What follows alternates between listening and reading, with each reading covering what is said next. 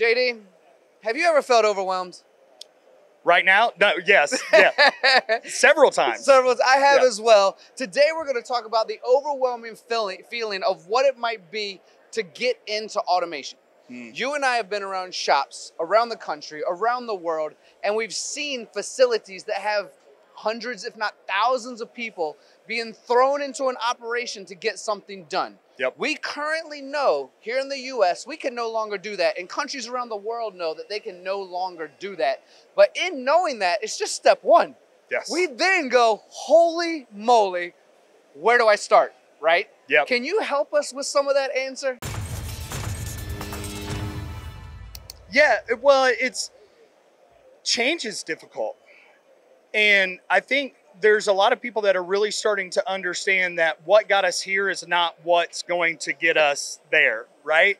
And so because of that, they're looking at how do we need to change? How do we need to adapt? What do we need to do differently? And oftentimes there's this paralysis by analysis because they actually don't know where to start. They know they need automation. They know that they can't just solve the problem with throwing more labor at it and hiring more people because there's a labor shortage. The Great Resignation was a real thing, and we're still feeling some of the impact from that. And so if we can't throw people at the problem, how do we fix the problem? The challenge that a lot of manufacturers have, though, is that if they're going to invest into automation, how do they know the best area to invest in? What is going to be the easiest to implement? What's not going to cause chaos from their employees and their workers because now they're bringing in new equipment that they don't understand, they've got no experience with, and what's going to be the biggest bang for their buck? Where is the largest ROI for them? And they really get stuck in questioning their next move. And if you've ever watched the movie Frozen, I have. Frozen 2, I have. Anna sings the best song, the next right step, the next right move. Good call. Right? I didn't see that coming, Yeah, but that's a good call. It's true. So how do we help people know what the next best step is, that next right move is? Well, we've talked about this before, and I really view us as being a GPS, right? What does a GPS have to do? You have to plug in the destination that you're going to know where I'm going. Then we've got to find where we currently are. And then what is the best pathways to get there? And those pathways could look different. If you use the Waze app, you might have one that takes you off freeways, bypasses tollways, or goes nothing but the scenic route. And there's advantages to each one of those, and there's disadvantages to each one of those, but it gives you a choice. Options. Right? I know if I make one of these choices, I'm going to get here either quickly or it's going to take time, and there may be some detours along the way. But the ultimate goal is how do we help them navigate the construction, the roadblocks, the slowdown because there's police officers. And so what we do is go in and really take an unbiased look at the operation. What are you guys currently doing? Where are you trying to get to? And what is going to be the best routes that you can take where you have choices to know that wherever I invest my money, this is going to be the next best step for me in order to start moving towards that destination I want to get to. And the thing is, it's not about always getting them from where they are exactly to the destination. It's just the next best step. So it might be that their investment is a little bit less and they're not fully automating everything in their plant, but we're putting equipment in that isn't obsolete in 2 years when they decide to take that next step.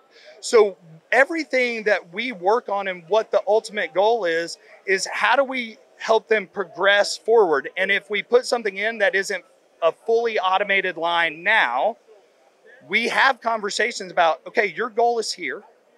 We're taking this first step to here. And in phase 2 or in 2 years or a year from now, we can still utilize all this to help you move into that next phase of what you're doing.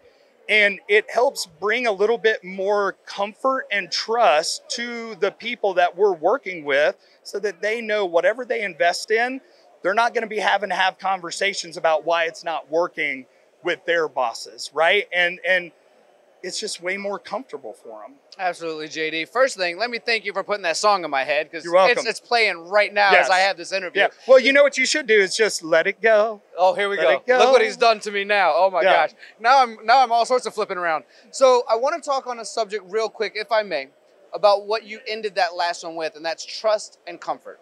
I've been into shops before, I'm sure you have as well, where you see something set up and they're not happy with it because they thought that they knew what they were getting into, and they researched, or so they thought they researched.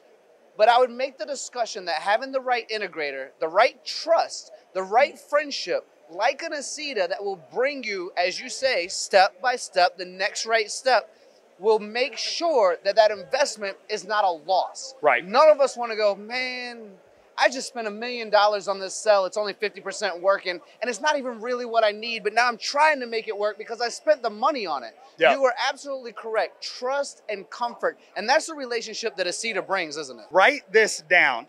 If your vendor is doing more telling than they are asking questions, you might want to find a new vendor.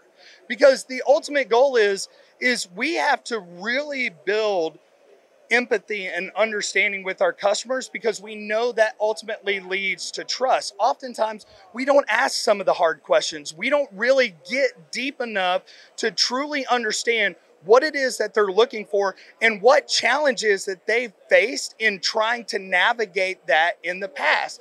And if we're just willing, if you approach it human to human, and understand that even friends sometimes have difficult conversations, and friends ask hard questions sometimes, that if we can start doing that with our customers, we're going to build that trust with them, because they understand it's not just about getting the PO, right? Anybody can go get a PO.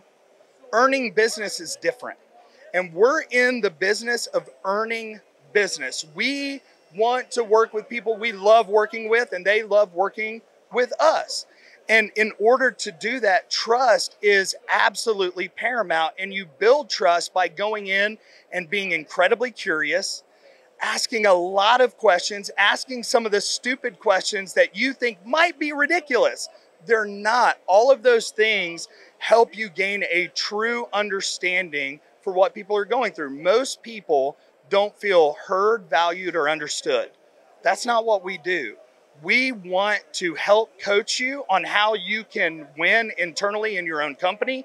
We want to make our customers the heroes. We're not the hero, we're the cape. We want them to be the hero.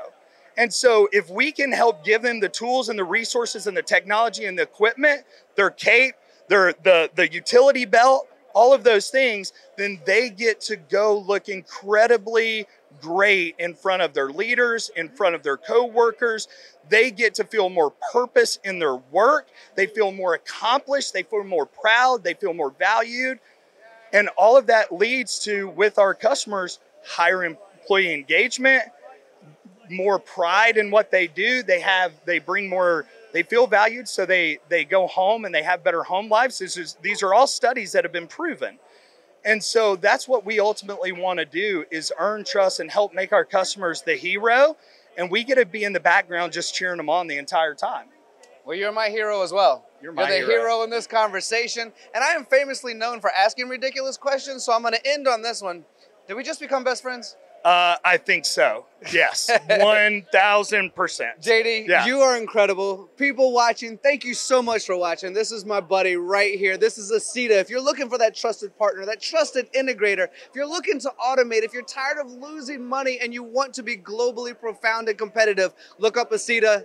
Yeah, we know a guy. I know a guy. We'll hook you up. We know a guy.